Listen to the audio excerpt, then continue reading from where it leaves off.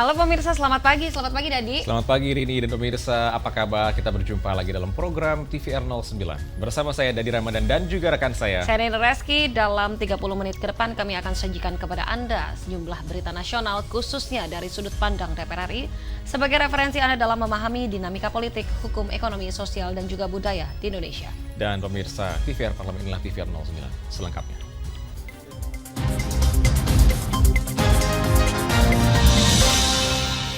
Ketua Komisi 5 DPR RI desak pemerintah untuk segera menangani kebutuhan infrastruktur di wilayah perbatasan guna mendorong pembangunan yang lebih merata. Ketua Komisi 5 DPR RI Lazarus menegaskan, pembangunan infrastruktur di wilayah perbatasan Indonesia perlu mendapat perhatian serius dari pemerintah pusat. Kondisi infrastruktur di perbatasan seperti wilayah Kapuas Hulu seringkali dilupakan sehingga masyarakat tidak bisa menikmati fasilitas yang memadai. Lazarus mendesak pemerintah untuk segera menangani kebutuhan infrastruktur di wilayah perbatasan guna mendorong pembangunan yang lebih merata. Dengan adanya infrastruktur yang lebih baik di Kapuas Hulu seperti jalan, jembatan, air bersih, serta fasilitas publik lainnya, diharapkan dapat meningkatkan konektivitas antar wilayah dan mampu mewujudkan pembangunan ekonomi. Kemudian jalan desanya, jalan kabupatennya itu masih 28%. Jalan kabupaten, jalan desanya 28% mantap, kemudian jalan kabupatennya baru 32%. Jadi ini tentu menggambarkan kondisi infrastruktur yang masih sangat tertinggal di kabupaten perbatasan ini. Oleh karenanya kemudian ketersediaan air bersih juga ya belum menyentuh 50% yang sudah terlayani oleh dengan air bersih. Ini kondisi yang sangat ironis memang ya. Bupati Kapuas Hulu Franciscus Dian mengatakan, luasan wilayah yang besar dengan anggaran terbatas menjadi kendala untuk melakukan pembangunan. Untuk itu ia berharap agar usulan aspirasi melalui Komisi 5 DPR RI dapat diimplementasikan oleh pemerintah pusat. Dan harapan kami, seperti yang disampaikan beliau tadi, agar usulan dan aspirasi kami bisa didengar dan ditanggapi oleh pemerintah pusat. Mario dan Aang, TVR Parlemen melaporkan. Pemirsa, sebagai upaya mitigasi dalam menghadapi ancaman terjadinya gempa megatrust yang telah diprediksi oleh BMKG, di sini Komisi 8 DPR RI mendorong penambahan tentunya anggaran Badan Nasional Penanggulangan Bencana, dan anggaran tersebut dapat dialokasikan untuk pemuktahiran, peralatan dan juga perlengkapan pendukung. Komisi 8 DPR RI mendorong penambahan anggaran Badan Nasional Penanggulangan Bencana atau BNPB guna meningkatkan edukasi dan kewaspadaan masyarakat terhadap ancaman terjadinya gempa megatrust. Anggota Komisi 8 DPR RI Mai Esti Wijayati menilai, penambahan anggaran bagi BNPB menjadi penting sebagai langkah peningkatan kualitas dan kuantitas SDM. Pemutahiran peralatan dan perlengkapan pendukung juga sangat dibutuhkan sebagai upaya mitigasi dalam menghadapi ancaman terjadinya gempa megatrust yang telah diprediksi oleh BMKG belum lama ini. Kami cukup menyesalkan karena anggaran untuk BNPB ini hanya sekitar 1 triliun. Anggaran yang sangat rendah. Kalau kemudian kita mesti bicara apa? Ketika kita bicara megatrust, itu kan kita harus bicara juga selain melihat petanya di mana saja kemungkinan itu akan terjadi, tetapi juga akan memberikan edukasi kepada masyarakat bahwa kemungkinan titik-titik ini terjadi bukan untuk menakut-nakuti, tetapi untuk memberikan kepastian kalau ini nanti terjadi, peringatan dininya harus sudah siap semua nih. Kan belum butuh alat-alat untuk peringatan dini di semua titik. Kalau ini terjadi, masyarakat harus dilatih apa? Itu juga perlu anggaran yang kemudian memang harus kita siapkan. Anggaran bagaimana memberikan edukasi kepada masyarakat. Mai Esti berharap dengan dukungan penambahan anggaran ini, BNPB hingga BPBD nantinya dapat bersinergi untuk mengedukasi dan melakukan sosialisasi secara masif, sehingga tidak terjadi kepanikan dan berita bohong yang berkembang di tengah masyarakat terkait ancaman terjadinya megatrust. Rifki Makdudi, TVR Parlemen melaporkan. Pemirsa, sebanyak 7,2 juta jiwa penduduk Indonesia masih menganggur. Bagaimana tanggapan DPR RI terkait hal ini? Informasinya sesaat lagi, tetaplah bersama kami di TVR 09.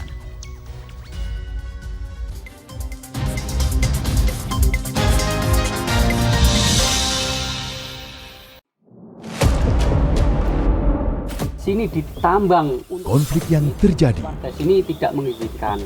masalah yang tersisihkan menjadi kesenjangan sosial. Ya namanya rakyat kecil gak bisa apa-apa, mau komplain juga gak didengar. Sebab apa? Itu menyangkut isi perut kami semua. Bagaimana memutus keterbatasan untuk didengar? Jadi kalau misalnya masyarakat sudah merasa tidak lagi ada yang memperjuangkan aspirasinya, maka masyarakat memang sangat berhak untuk meminta dewan yang mewakili mereka di parlemen. Kami menyusuri batas-batas peristiwa, mengurai berbagai polemik yang terjadi, meluruhkan suara-suara marginal, menjadi nyata dalam setiap aspirasi, melaksanakan tugasnya sebagai wakil rakyat. Saksikan Aksi Dewan setiap hari Senin dan Rabu pukul 10.30 waktu Indonesia Barat hanya di TVR Parlemen.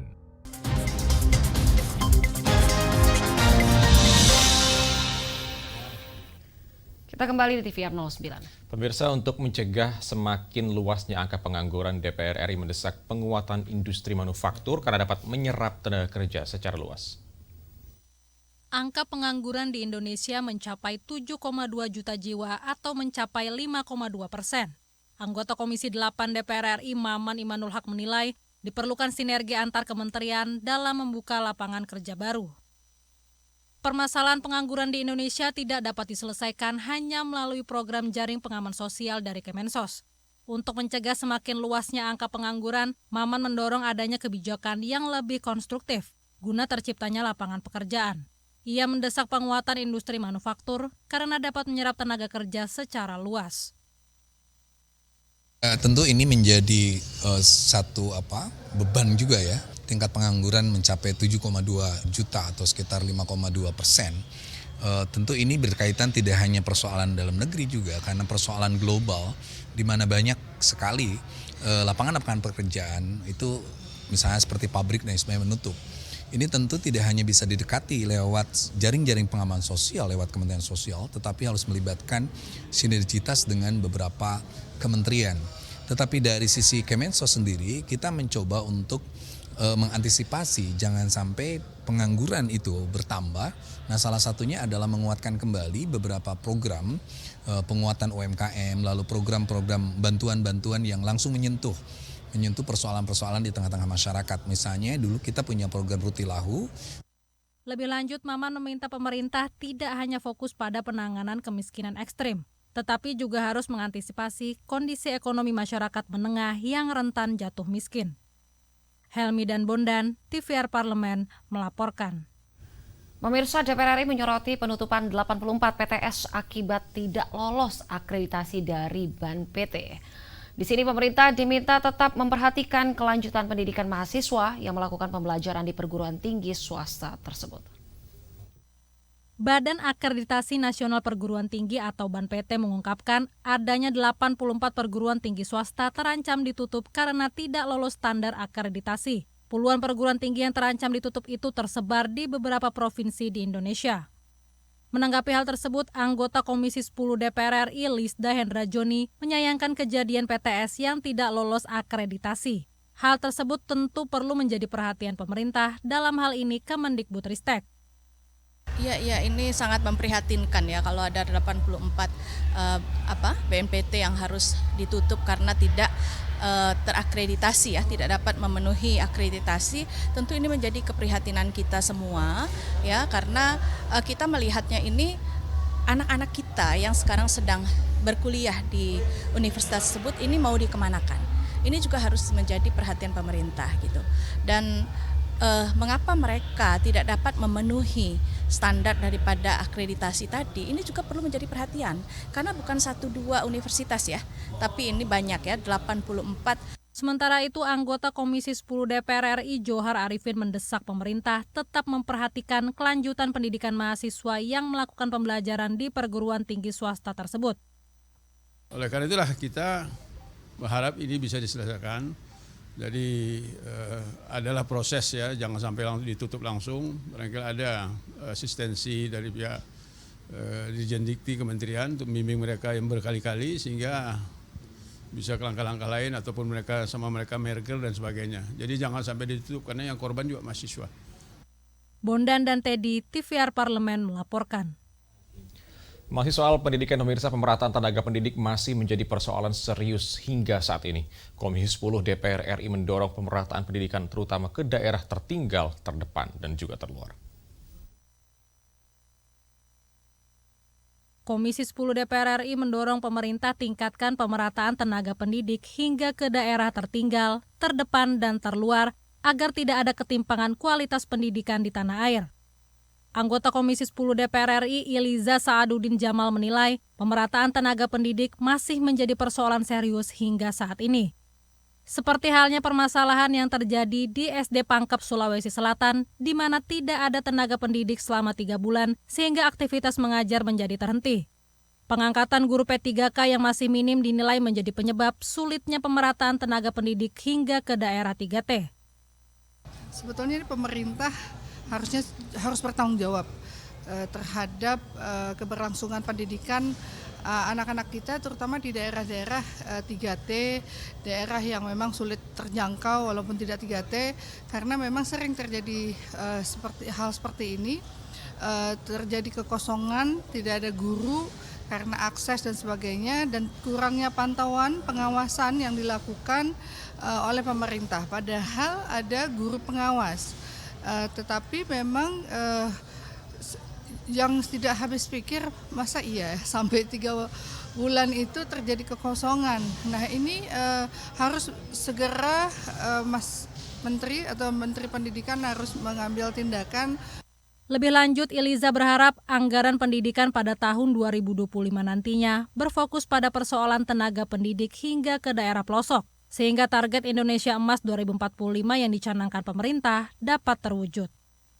Rifki Makdudi, TVR Parlemen melaporkan. Pemirsa, ambisi masyarakat Indonesia untuk menyelesaikan pendidikan setinggi-tingginya seolah tak sejalan dengan langkah pemerintah. Terbaru, sebanyak 84 perguruan tinggi swasta terancam ditutup karena tidak dianggap lolos akreditasi. Kami akan hadirkan informasi selengkapnya saat lagi. Tetaplah bersama kami di TVR 09.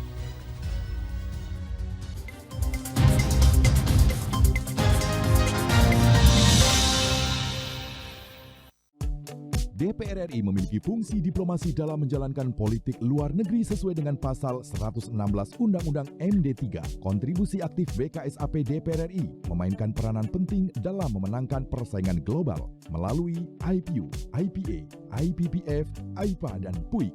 BKSAP memiliki komitmen yang tinggi dalam krisis kemanusiaan dunia. Fungsi diplomasi dijalankan untuk mendukung upaya pemerintah dalam melaksanakan politik luar negeri.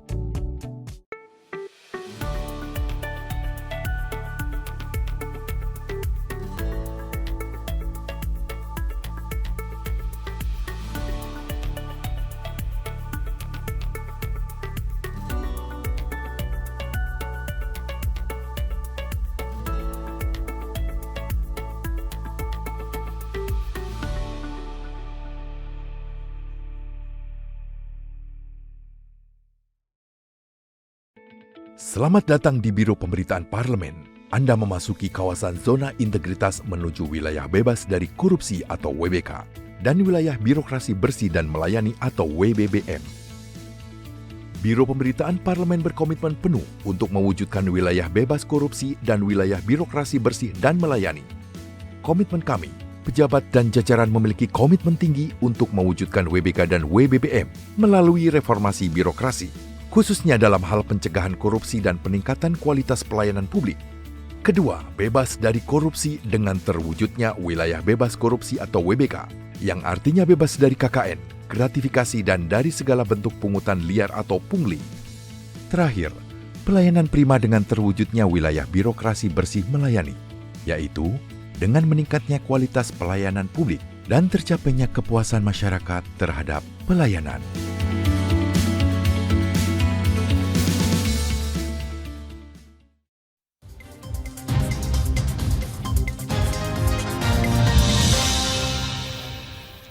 Terima kasih Anda masih bersama kami di TVR 09. Pemirsa, Komisi 10 DPR RI menekankan bahwa pemerintah perlu mengkaji kembali keputusan menutup perguruan tinggi swasta. Apalagi saat ini Indonesia juga tengah berjuang untuk meningkatkan persentase lulusan perguruan tinggi di tingkat Asia Tenggara. Simak informasi mendalam yang telah dirangkum dalam segmen editorial parlemen berikut ini.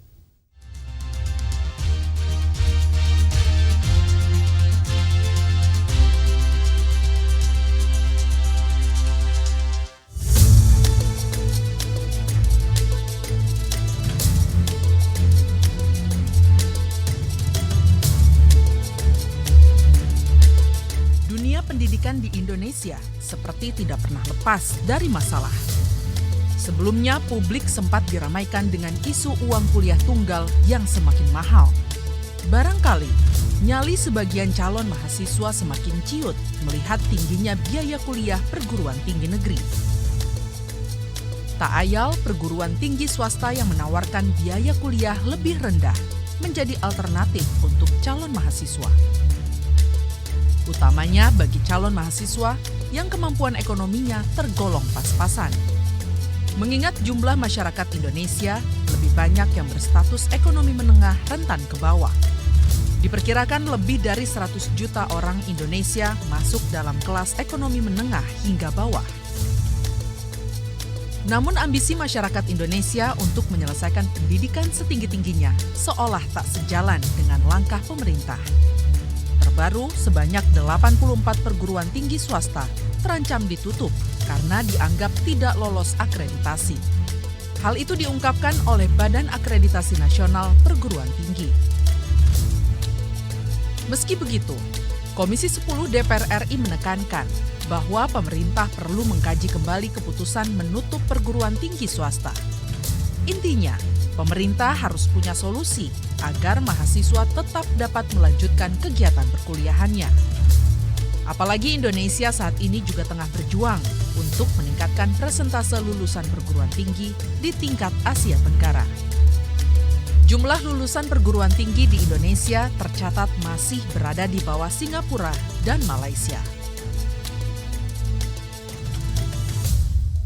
Supaya dia tetap mendapatkan ada harapan untuk tetap terakreditasi, tentu pembinaan itu juga dilakukan tidak hanya pembinaan yang memang secara normatif, tapi dilakukan pembinaan yang sifatnya pendampingan supaya benar-benar perguruan tinggi tersebut masih bisa terselamatkan untuk mendapatkan akreditasi. Dan yang terakhir juga dibuka peluang kalau memang sudah tidak dimungkinkan lagi ada dua hal. Yang pertama bisa merger atau bergabung dengan perguruan tinggi lain. Yang kedua, yang mungkin bahasanya kurang enak adalah diakuisisi oleh perguruan tinggi lain prodinya. Masalah perundungan atau bullying juga masih menjadi awan gelap bagi dunia pendidikan. Menurut data Komisi Perlindungan Anak Indonesia dan Federasi Serikat Guru Indonesia, kasus perundungan di sekolah mengalami peningkatan setiap tahunnya. Bahkan di tahun 2023 mencapai 1.478 kasus. Tahun ini kasus perundungan di lingkup pendidikan kembali jadi sorotan tajam, menyusul kasus bunuh diri dari seorang mahasiswa perguruan tinggi di Semarang, Jawa Tengah. Mahasiswi itu diduga menjadi korban perundungan oleh teman kampusnya. Oleh karenanya, pihak Kemendikbudristek diminta dapat memberi perhatian khusus untuk melakukan pengawasan serta sosialisasi terkait perundungan. Nampaknya ini menjadi kritik bagi saudara Nadiem Makarim, walaupun dengan sisa waktu yang sekarang tidak ada salahnya dengan sisa waktu yang sekarang lebih memperbanyak berkomunikasi, bersosialisasi dengan para pemangku kepentingan, paling tidak di akhir periode Nadiem Makarim ada soal bullying ini bisa terminimalkan, walaupun tidak akan bisa terselesaikan seluruh masalah bullying ini. Merevolusi pendidikan memang bukan hanya soal akademik saja, tetapi juga terkait moral atau akhlak. Disinilah pentingnya pendidikan karakter, sehingga masyarakat Indonesia terus berkembang menjadi insan yang terdidik secara pikiran dan mental. Tentu kita mengharapkan ya seperti baginda Rasulullah itu adalah karakter kita, akhlak bangsa ini harus kita perbaiki lebih baik. Itulah tujuan utama. Dengan baiknya karakter, disiplin, kejujuran ada di mana-mana, bangsa ini akan bisa lebih besar. Ya, kenapa? Karena diisi oleh orang-orang jujur, orang yang berkarakter. Inilah tekad kita bersama. Upaya transformasi pendidikan selanjutnya berada di pundak pemerintah yang baru. Alokasi anggaran pendidikan sebesar 20% dari APBN atau sekitar 720 triliun rupiah diharapkan dapat tersalurkan, khususnya untuk kepentingan pendidikan di sekolah yang menjadi fondasi pembentukan karakter bangsa.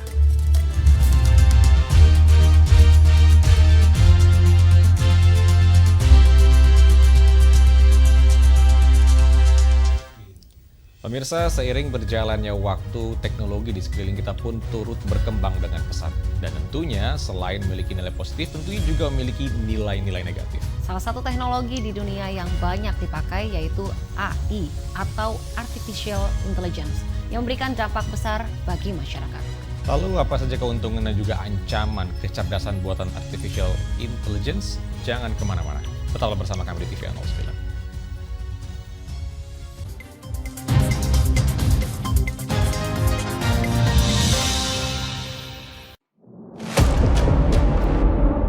Sini ditambang. Konflik yang terjadi, Sini tidak mengizinkan. masalah yang tersisihkan menjadi kesenjangan sosial. Ya namanya rakyat kecil gak bisa apa-apa, mau komplain juga gak didengar. Sebab apa? Itu menyangkut isi perut kami semua.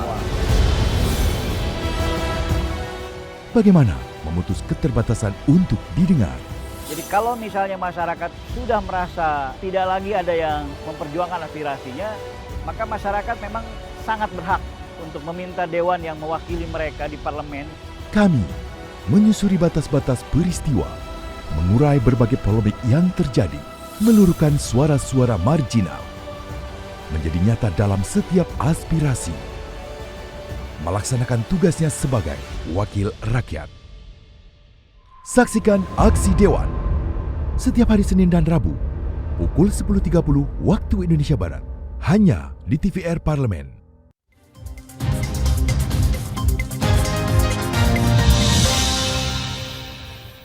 Kembali di TVR 09. Pemirsa, AI atau AI merupakan kecerdasan buatan yang memiliki banyak kemampuan guna membantu mempermudah tugas manusia, bahkan dalam mengambil keputusan. Teknologi ini tentunya tidak hanya membawa dampak positif, namun juga ada dampak negatif, salah satunya terkait keamanan privasi. Tanpa berlama-lama, mari kita saksikan tayangan Artificial Intelligence, keuntungan dan juga ancaman kecerdasan buatan pada segmen Intips, Informasi dan Tips. Berikut ini.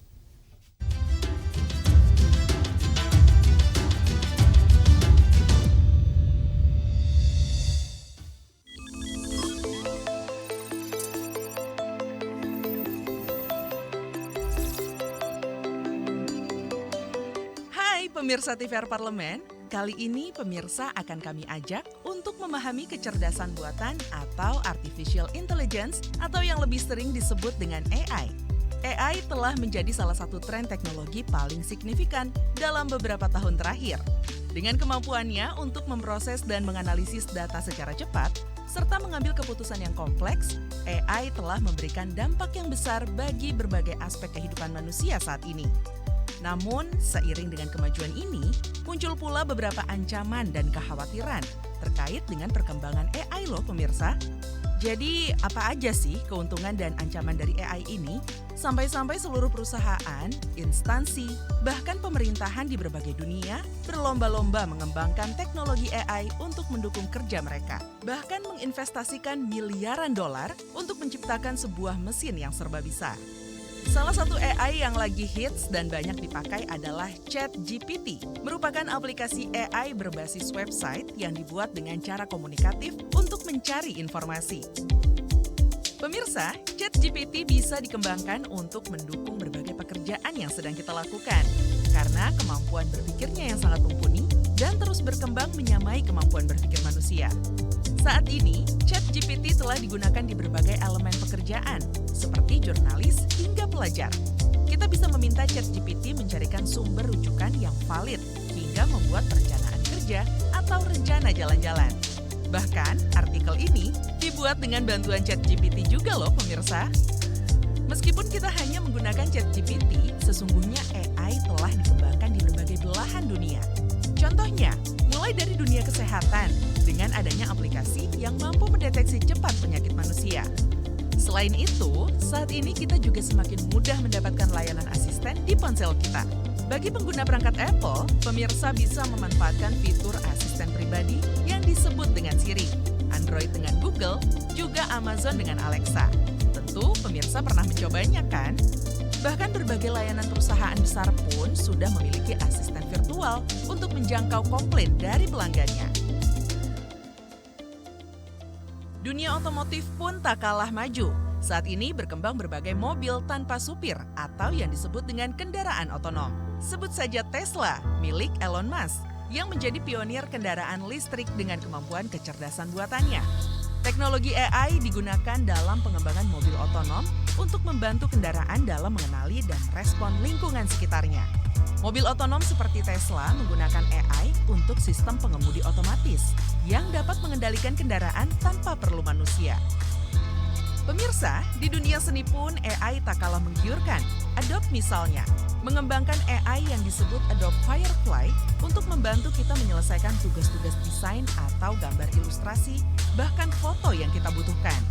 Kini melakukan manipulasi gambar menjadi semakin mudah. Kita tinggal membuat perintah pada kanvas dan yalah, semua sudah langsung dikerjakan oleh AI. Perintah dalam bentuk kalimat bisa diterjemahkan dalam bentuk gambar yang sangat detail, seolah-olah dibuat oleh manusia. Padahal semuanya telah dikerjakan secara mandiri oleh mesin dalam hitungan detik. Inilah mengapa AI sebagai mesin bisa bermimpi sendiri dan mengembangkan dirinya sendiri secara artistik.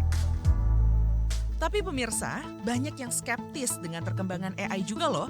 Khususnya mereka yang takut jika AI semakin pintar dan bahkan lebih pintar dari manusia. Banyak sekali film-film yang menggambarkan betapa menakutkannya tentang perkembangan AI ini loh pemirsa. Seperti film Terminator ini, yang bercerita tentang robot dengan kemampuan melebihi manusia super. Bahkan banyak pemikir yang memperkirakan di masa depan manusia bisa punah karena mesin yang bisa menguasai dunia. Wah, kok serem sekali ya. Dalam era di mana data menjadi komoditas yang berharga, masalah keamanan dan privasi juga menjadi perhatian utama. Penggunaan AI yang luas juga berarti adanya potensi resiko terhadap kebocoran data pribadi dan serangan siber yang lebih kompleks. Misalnya AI yang digunakan dalam aplikasi di Instagram atau TikTok. Ada aplikasi yang bisa mengubah wajah kita menjadi seperti wajah orang lain. Aplikasi ini mengandung potensi bahaya yang membuat identitas orang bisa disalahgunakan untuk tujuan tertentu, seperti pemerasan dan pencurian identitas. Nah, itu tadi beberapa poin soal keuntungan dan ancaman dari perkembangan AI. Kalau pemirsa TVR Parlemen, bagaimana nih? Optimis atau takut dengan perkembangan AI yang semakin pintar?